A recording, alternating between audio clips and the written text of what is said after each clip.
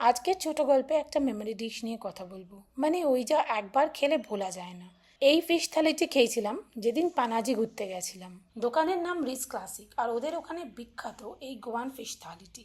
Fish থালিটিতে কী বা না ছিল, সোল কারি, ডিমের ভুজি, গোয়ান লোকাল ফিশের নানা রকম প্রিপারেশন। এই খাবার কেমন লাগলো বলার আগে ফিরে যাওয়া যাক টাইম মেশিন করে 1498-এ। এই সময় পর্তুগাল থেকে ব্যবসা সূত্রে গোয়াতে আসে ভাস্কো দি গামা, আর তার কিছু বছর বাদেই পর্তুগিজরা গোয়াতে রাজত্ব প্রতিষ্ঠা করে।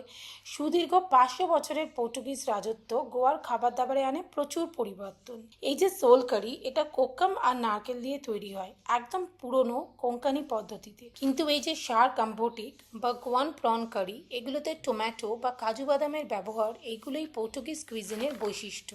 গল্প করতে করতেই থালি খাওয়া শেষ। সব মিলিয়ে স্বাদ, নতুনত্ব ও অপূর্ব, এবং দামও বেশ রিজনেবল। তোমাদেরও কি কখনো কখনো খেতে খেতে মনে হয় যে এই রান্না করা একটা আর্ট? কি সুন্দর নানা রকম সামগ্রী আর পদ্ধতি মিলেমিশে গড়ে ওঠে অদ্ভুত সব সুস্বাদু ব্যঞ্জন। গোয়ার ভালো লাগা সব খাবার দাবার আর রেস্টুরেন্ট কভার করেছি এই ট্যাগ করা বড় ভিডিওটাতে।